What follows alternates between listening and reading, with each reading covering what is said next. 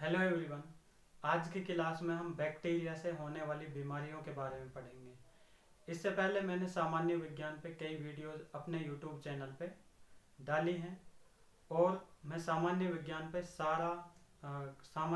का सारा course YouTube पे पढ़ा रहा हूँ। तो आप मेरे यूट्यूब चैनल को सब्सक्राइब कर लीजिए। अब हम पढ़ेंगे बैक्टीरिया से होने वाली प्रमुख बीमारियों के बारे में।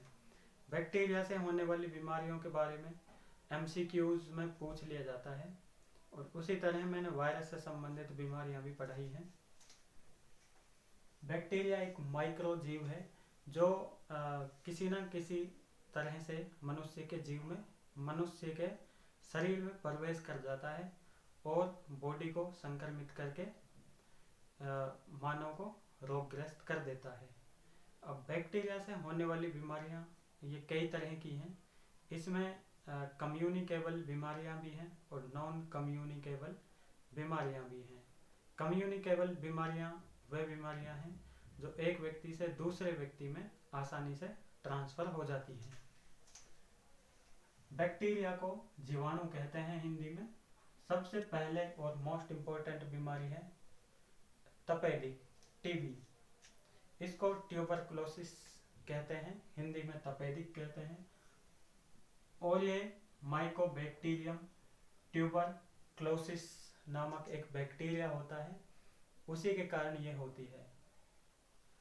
और सस्टेनेबल डेवलपमेंट गोल है, यानी कि सरकार का जो इरादा है इसको 2030 तक खत्म करने का सरकार का लक्ष्य है और भारत सरकार का 2025 तक खत्म करने का लक्ष्य है, जो कि SDG है, जो ये वैश्विक लेवल पर है, यानी पूरे विश्व से खत्म करने का लक्ष्य है। डिप्थीरिया और जो टीबी है ये मानव के फेफड़ों को संक्रमित करती है। डिप्थीरिया भी जो है ये मानव के फेफड़ों को संक्रमित करती है।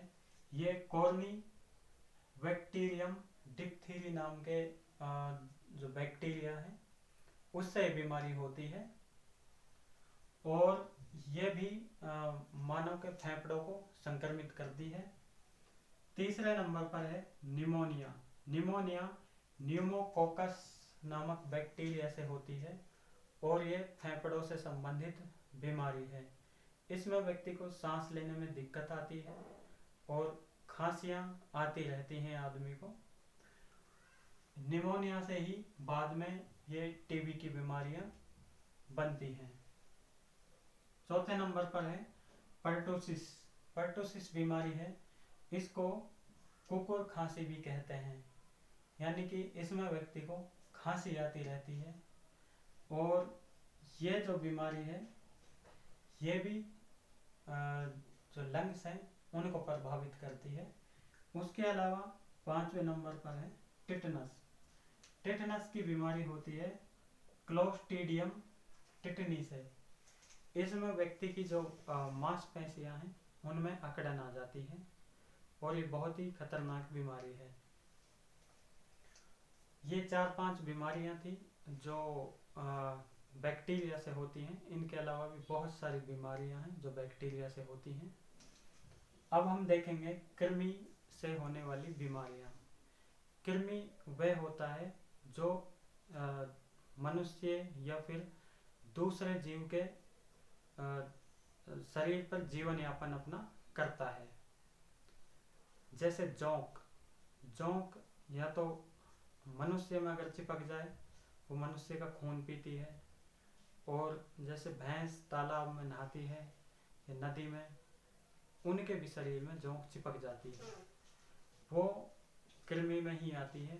और बहुत सारे जैसे मानव की आंतों में से या फिर पशु होते हैं उनकी आंतों में कीड़े पड़ जाते हैं, कीड़े निकलते हैं, वो भी कृमि में ही आते हैं।